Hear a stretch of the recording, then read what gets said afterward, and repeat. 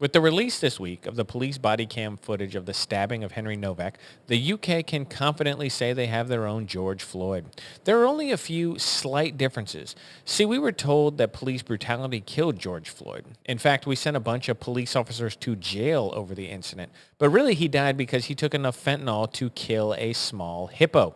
Meanwhile, Henry died because he was stabbed to death and the police let him bleed out on the ground while they ignored his pleas for help. Another small difference is that Henry was an innocent 18-year-old college kid and St. George Floyd was a career criminal drug addict, an overall terrible guy who once busted into a woman's apartment and held a gun to her stomach while all his friends robbed her. Really, the murders didn't have much in common. Henry Nowak is everything the left pretended George Floyd to be, but Nowak is white, so I guess the left is going to stay home during the riots. I'm Tyler Chrestman. Welcome to the Chrestman Conversation.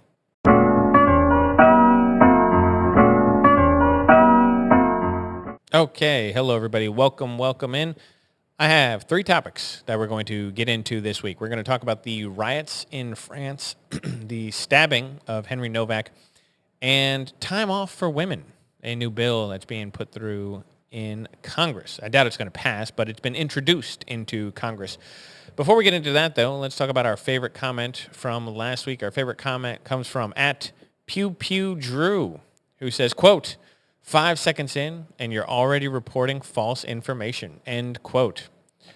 I got a lot of these comments on this Hassan Piker video, which is very strange, because 5 seconds into that video, I had only uttered the phrase, Hassan Piker received a subpoena. This is factually correct information. I know this because Hassan Piker said that he was issued a subpoena. I'm just taking the guy for his word. Everyone to say, he hasn't been subpoenaed. I don't know what you're talking about. That's crazy. I'm like, guys, the only reason I know this is because Hassan Piker put it out and said that he received a subpoena. I no other reason that I would know this information. I thought it was very strange. I got a lot of those comments that it's not true. He didn't get one. He didn't receive it, blah, blah, blah. I don't know why he would lie about it. It's such a weird thing to lie about. Now, he is a congenital liar, so it is possible that he made it up. But that's not what these people are saying. These people are saying that I'm making it up. I'm not making it up. I'm just telling you that he received a subpoena. It's not false information. It's not an indictment. I know that most people don't seem to understand the difference between the two, but he has been subpoenaed. Anyway, thanks for the comment, PewPewDrew, even though you have no idea what you're talking about. I appreciate the interaction regardless. Now, let's get on to topic one, the riots in France. Let's start off. We're leading off with this for a reason, really. And the reason is because it's going to connect with our second topic we're going to talk about. This topic by itself, not very important. But it connects to topic number 2, which is the stabbing we're going to get into. And I think when we get into it, you're going to see why I led off with this. Basically, there was a gigantic riot that happened in France because of a soccer game. The Champions League finale where PSG beat Arsenal, the Paris team beat Arsenal, and it's a big deal, and everyone was in the streets. This happened last year as well, where there was a giant riot that shut down the city. So they were ready for it in France, but it still did not go great.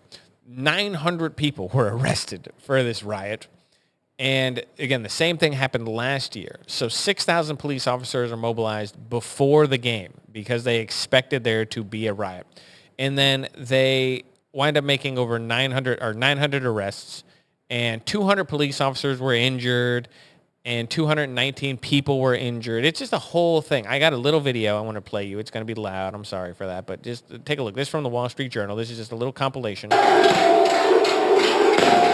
noise down. You can see a bunch of people kicking things. They got flares. They're shooting fireworks at the police. You got a bunch of people running. They're throwing things at cops, throwing things at the riot police. Fireworks. Ooh, that guy's throwing a stick. They got all these electric scooters and bikes are on fire in the middle of the street. People running. They were getting tear gas. He was chased by the police. Again, fireworks. They're lighting things, pulling down light poles. Just a whole bunch of craziness going on over in France. You just see videos and videos and videos of all this kind of stuff. Some sort of a pedal bin, trash can on fire. Anyway, you can see what we're talking about. Lots and lots of rioting going on. Now, there's fire, vandalism. There's a couple reasons we're going to talk about this. This stuff, anytime it happens because of a sports thing or really any reason, but mainly the sports thing, the people who participate in this are morons. Period. Full stop. When Philadelphia wins and they want to burn down the city and turn over cars, grow up, you absolute petulant children. This is not the way adults behave. I don't care if your favorite sports team won in the big game and blah, blah, blah. This is ridiculous. But the reason why we're talking about this, I didn't talk about when it happened in Philadelphia because it's stupid, but it's not really a big news event to me. The reason why this is a news event is, and this is going to upset a lot of people when I say this, there are a lot of people in France who don't exactly look French, who are participating in these riots, starting these riots. There are going to be people who take issue with that phrase. They're going to say things like, well, what does it mean to look French? I saw this because Benny Johnson put up the exact quote that I said, where they don't look French. Basically making the case that it is a bunch of migrants who have actually fostered this sort of mentality and behavior in the streets. Now, you'll see a lot of Frenchmen running around participating as well. But a lot of the damage that was done are migrants to France who have created this problem, this lack of respect for the French system. And I'm not just saying that. I'm not basing that off anything other than what has been reported, which is that many of the people who are arrested are not native Frenchmen. That is a problem. This is not a good thing. This is an importation of problems into your country you do not need. France is not quite as bad as the UK, but it's bad. There are parts of France that at least acknowledges some of the problem and is trying to deal with some of this problem of mass migration, but in the way that the UK just refuses to acknowledge. But they're not doing a great job. You're looking at this. What you're seeing right now is a slow-moving conquest of Europe. You're not going to like that word, maybe. That's fine. I don't care. You don't have to like it. This is a conflict, what Thomas Sowell would call a conflict of vision, right? Where we have two separate ideologies that cannot coexist in the same space at the same time. One of them is going to win. One of them is not going to win. When I say this, I mean this. You have Christianity, the religion that dominated Europe for all of history. And you have Islam, and they are coming into conflict. I'm not wishing it. I'm not saying that it's a good thing. This is a bad thing. I don't want there to be a conflict, but there is a conflict. And to not acknowledge the conflict, to stick your head in the sand and pretend it doesn't exist, or to be worse, to willfully pretend you don't see it or pretend that it's not a problem at all, which is what many of the politicians in Europe do. This is it's not a solution to this problem, and it is a problem. We can acknowledge, and we're trying to do this. Let's try and make it so that we're going to really steelman our case here so that people can't just say, well, it's Islamophobic, because it's not. We say, okay, is there a difference between societies that are Christian and societies that are Islamic? If you say no, I would say, okay, I'm curious how you get to that opinion, but I think most reasonable people would say yes.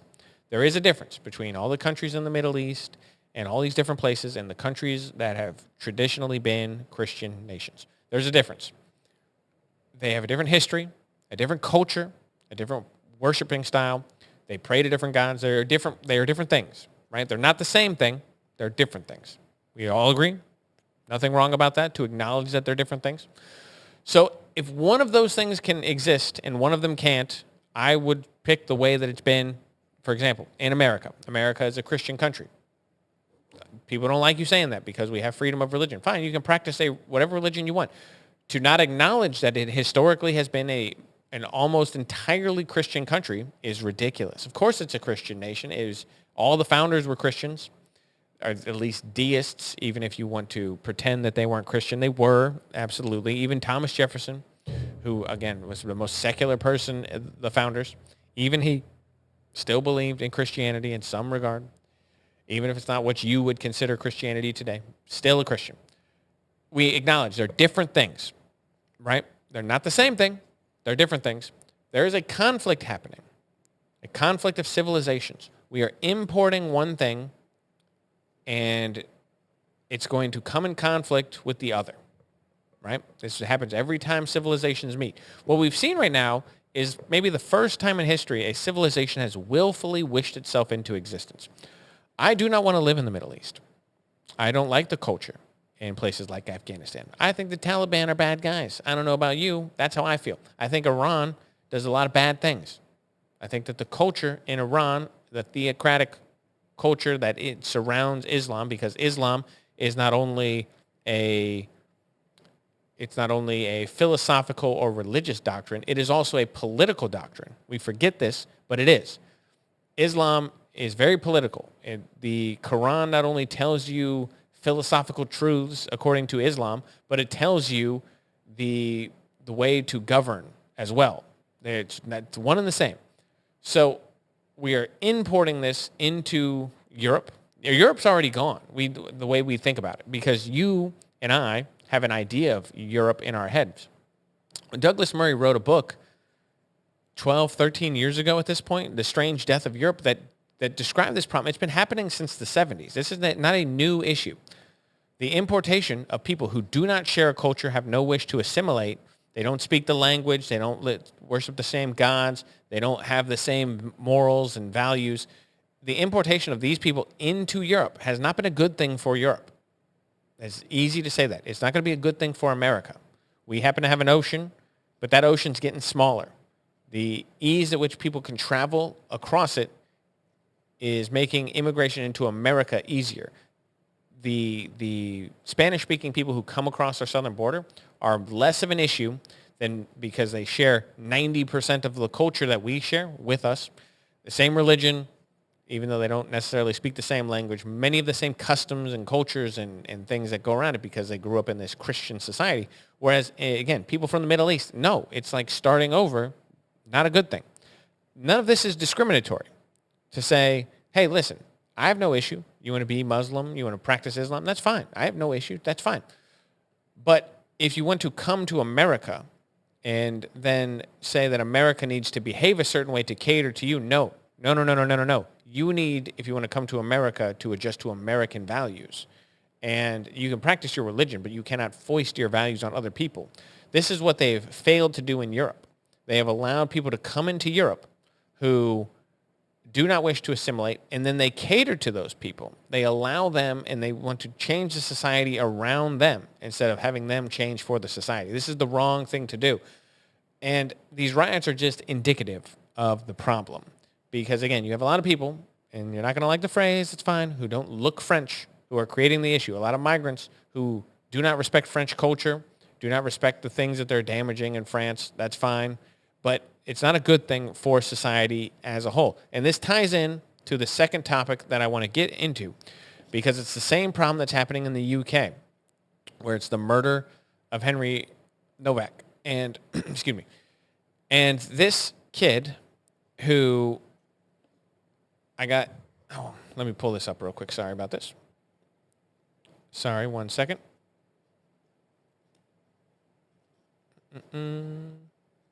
Okay, so, sorry about that. So Henry Nowak, I believe is how his name is pronounced. This is a depressing story, depressing all around for a variety of reasons.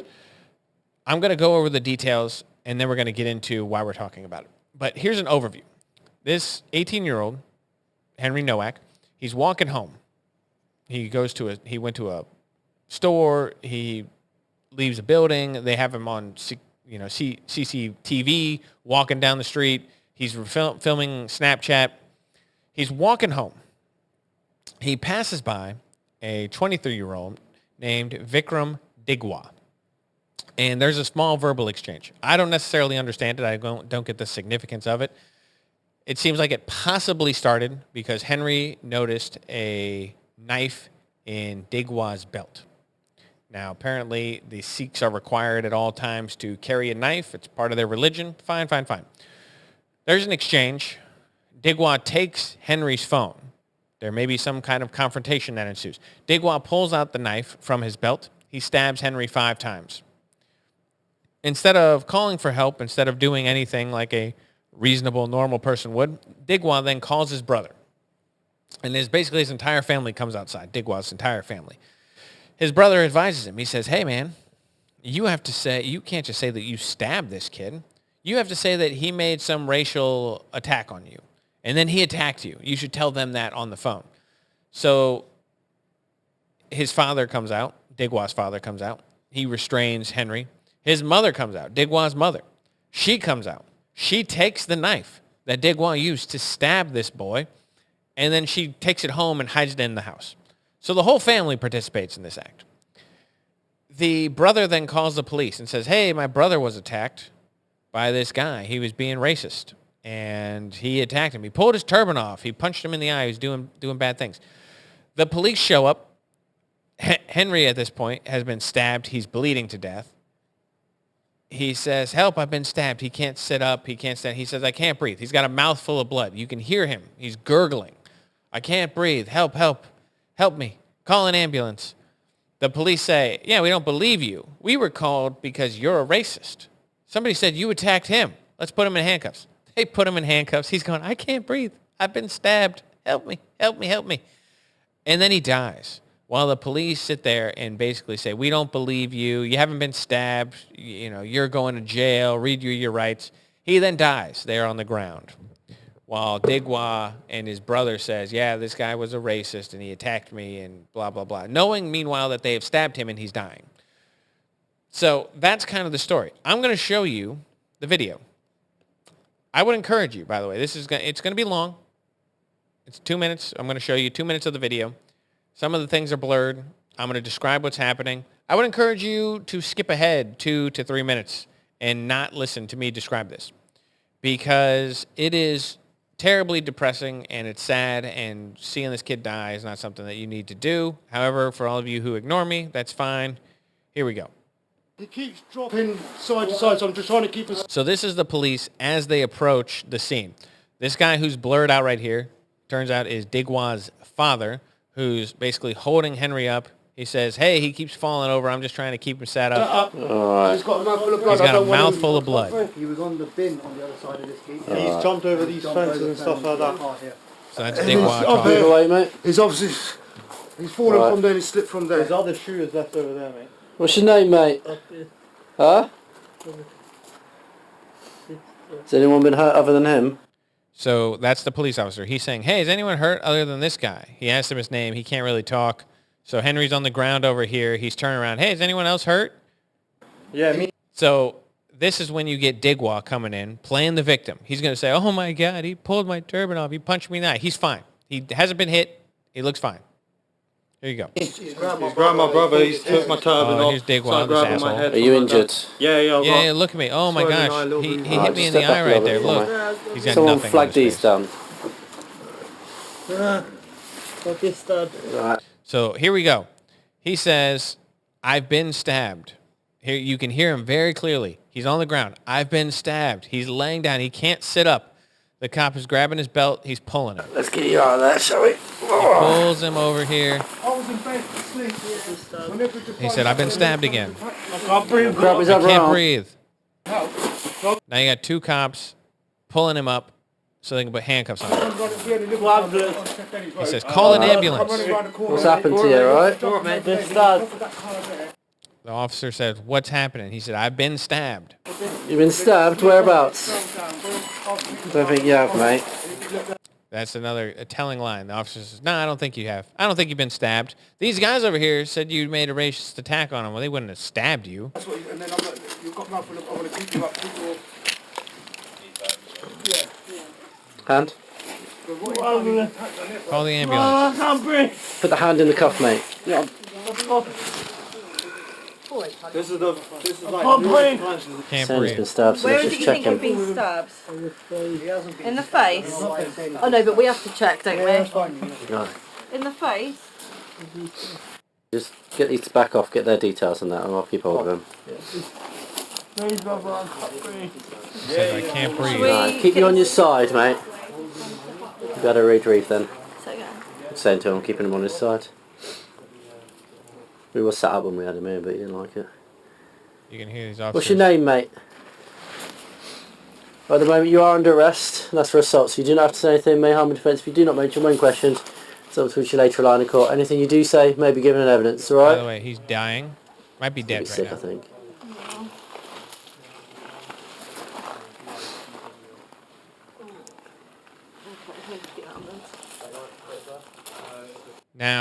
Now, somebody says they call an ambulance. He's already dead, guys. He's laying on the ground. He has died. What's his name? They just want you to call it. Yeah, we've got this male. He's been beat up. Are we able to get an ambulance, please? His pupils aren't even reacting. He keeps dropping. Okay, so obviously it goes on and on. We could watch more of that, but there's no need. That's the end of that video. Okay, so he dies. They ignore him. Why are we talking about this video? Why has this video become an international story? Well, the body cam footage was just released. This actually happened back in December of last year. So the body cam footage was just released this week.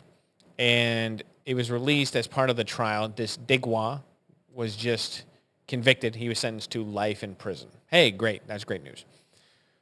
What I've been seeing on the internet are a lot of George Floyd comparisons. That's kind of what the intro was about. This is a ridiculous comparison. This is not the same. But the reason why it's being brought up is because the people are saying this is an actual case of police misconduct. George Floyd, this is my opinion here, those officers went to jail for basically to be martyred because the system needed a sacrifice. They didn't do, again, you might say Derek Chauvin did too much, but the fact that you're going to put him in jail for murder when George Floyd had a lethal dose of fentanyl in his body, was saying he couldn't breathe prior to being put on the ground, was resisting arrest, was caught committing a crime, which is why he didn't want to go to jail. The fact that all this stuff happened and we just put all of these officers in prison for life is ridiculous to me. Not a comparison here. I say this. I always have a bias towards the police. I do. Because the police have a difficult job. Anytime you're fighting with the police, anytime there's a life and death situation where people are doing this and you have to make snap-second judgments, I give the police a lot of leeway, which is why a lot of these shootings that happen, I wind up being on the side of the police. Because I'm like, they wouldn't have happened. You wouldn't have died if you hadn't have fought the police or you hadn't done this or anything like that. I give them a lot of leeway. Right here, all of these cops should be fired at the bare minimum. Maybe they should go to jail. I'd have to see more of it. I want to know more. But this is not, there's no life and death situation here. What happened is a failure of these police to do the basic duty of their job. You walk into a scene. Let me explain to you how things should go. You walk into a scene of anything, some kind of crime. The first person who gives you a story is not the truth teller.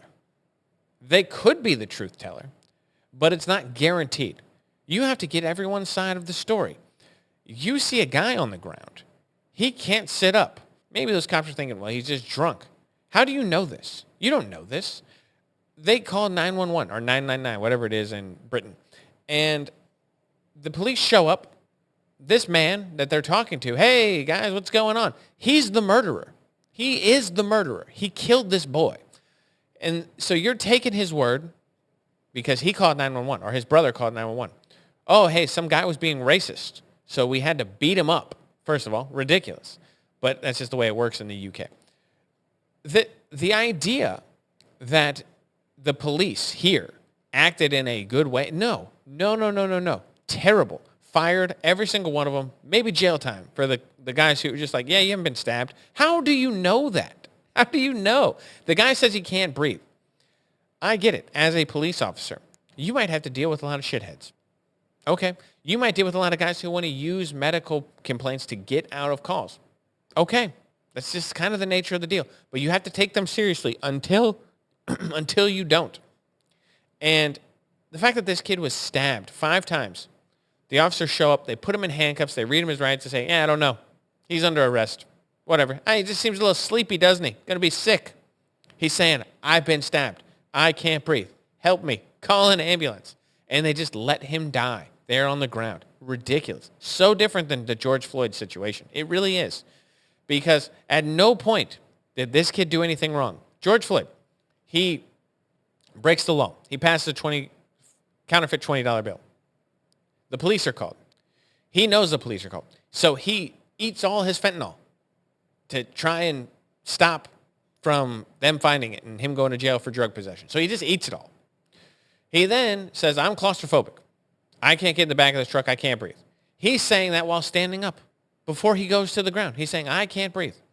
They should have called an ambulance for him right then. This is the part where the overlap occurs. They should have called an ambulance. Did Derek Chauvin kill him? No. But they should have called an ambulance. The problem was everyone on the scene was getting riled up. So you can't go into an ambulance. You can't bring an ambulance into a scene where it's not safe. The police had no security on the scene. You have a bunch of people standing around yelling at you. The reason why they're on the ground for as long as they are is not because of George Floyd. It's because of all the bystanders who made it unsafe. This situation, the police are so calm. There's no threat to them whatsoever. There's a guy standing there who just murdered this boy. Even they're not a threat. The police have no fear of life and death or anything that's going on. They just don't do their job at all. They take the word of a murderer as gospel and arrest the guy on the ground who's the victim. Why? Because racism is the ultimate crime in the UK. There is no such thing. They spend all of their time policing people being mean to migrants in the UK. That's what all their crime is focused on. You can't say anything bad online about migration in the UK. You go to jail. They arrest, I think it's 200 people a day. 200 people a day for social media posts in the UK. Think about that. 200 people a day for saying mean things on the internet. That is crazy. The UK is dying a self-imposed death. They are bringing people into the country who then abuse the system and know exactly how to play it now. For example, this guy's a Sikh, but the Islamic world, they know that the ultimate charge is just Islamophobia. It can get away with anything in the world. If the other guy criticizes you, they're Islamophobic. And that's a get-out-of-jail-free card. And the UK has done this to themselves. They have committed to a slow, self-imposed death that doesn't need to happen. And part of the problem is that they don't know how to get out of the spiral. The politicians have no interest. Brexit, the break of the UK from the European Union, Brexit was all about this issue. And the elites, the people who actually run the country, just ignore them. They say, all right, we understand that people do not like mass migration. Too bad. We understand that a family of migrants, by the way, if you want to really, really fix the system right now, you know what you need to do? This Vikram what's his name? Digwa? I keep wanting to say Digby. This Vikram Digwa, you send him to prison. Hey, great. You know who else needs to go to prison? His father and his brother and his mother. His mother hid the murder weapon. After the fact, accessory after the fact, straight to jail. Or strip her of her citizenship and deport her. Or both of those things. Do one and then the other. All of them. The brother needs to go to jail. Hey, he told him. His brother said, hey, I stabbed this guy. He told him, lie. Say it was racial. I don't know why the phone call is recorded, but it is. Say it was racial. Say he attacked you. He told him to lie. Covered up for his brother. Accessory after the fact. Straight to jail. His father is on video there, literally holding Henry on the ground, restraining this boy who's dying on the ground. Straight to jail. Okay? That's how you fix the system. Start sending people to jail and deporting people who don't want to conform to society's way of life. That is it. That is the solution, the answer. It's not one that they're going to do in the UK, though. They have no interest in fixing this problem. None at all. And it's just going to get worse and worse and worse. It's getting to a point where as I talked about in the beginning, we're having this clash of civilizations. And it's like the elites in politics, they do not want to talk about it. They don't want to acknowledge it because the worst thing you can be called is a racist or a bigot or an Islamophobe. And they have no interest in having a real conversation about this topic. And because they don't want to have a real conversation about this, the problem's only going to get worse. That's all we're going to see. We have to get ahead of it here in America. And that's going to require some uncomfortable conversations. I don't know what to tell you. It's just going to be bad. We're going to have some weird uncomfortable conversations about what that means and who we do and do not let into the country. Anyway, let's get on. We're going too long. Let's talk about topic number 3, a time off for women. It's a little bit change your direction, change your pace here. This is a little more fun than the stabbing death of an 18-year-old boy that was terrible and awful. This one's just kind of a fun one. A bill has been put forward in Congress called the Reproductive Healthcare Leave Act. And it was introduced. It basically would allow for 12 days of paid leave per year. So the federal government's going to pay companies basically or guarantee 12 days off a year for reproductive health needs. This would include menstrual pain, abortions, menopause pain, miscarriages, biopsies, vasectomies, and more. I don't really know what the and more is, but and more is like with an exclamation point. So this bill was put forward by Yasmin Ansari, who is a Democrat from Arizona. And it was backed by Rashida Tlaib. What is this other lady's name? Oh, Adelita, unpronounceable last name, who's also a Democrat from Arizona. And so these 3 ladies had a big conference about this, a big news conference. And this Adelita, unpronounceable name, said, quote, forcing a worker to choose between paying her rent or losing a day's pay to recover from a grueling gynecological procedure is not a choice. It's economic violence, end quote. Ooh, Adelita, I hate when people use the word violence like this. Hate it. Absolutely can't stand it. People who use the word violence when they're talking about things that aren't violent drive me insane. Violence is violence. Words are not violence. Economic violence, you are a fool. That is not a real thing. Economic violence. This is not what we're talking about. Not paying someone for not showing up to work is actually a kind of normal thing to do. However, if you're going to say that a woman has to take a day off because she's having menstrual pains, and that's economic violence, you're committing violence against this person. So that's the equivalent of walking up to a woman and stabbing her in the stomach? These are the same thing to you. Violence is violence. Economic violence. Oh, it just means something different. Well, then use a different word, you fool. Violence is violence. Everything else is not violence. So you're doing something on the economic side that people don't like or hurt somebody. Fine, find a different word. Disenfranchisement, whatever you want to say. It's bad. And that's fine, but the fact that they're using this word drives me insane. It's not violence to not pay people for not showing up to work. I saw a thing earlier this week that Michael Knowles did that made me laugh. He said, I actually support these women, but I don't think 12 days goes far enough. I think they need to have 30 to 31 days off a year, and maybe they should all just stay home. And I was like, okay. Listen, I'm not going to tell you that. You do whatever you want. You want to go to work, that's fine. I think that the federal government shouldn't have to guarantee that you're going to get paid time off for your menstrual cramps. I think that's ridiculous. I'm all for equality. Hey, you want to be treated the same? That's fine. If I'm having a bad day, if something's wrong with me, I don't get a special time off because I'm a man. What if my balls hurt one day? I don't need a special day off for that. I'll take a personal day, all right? It's fine.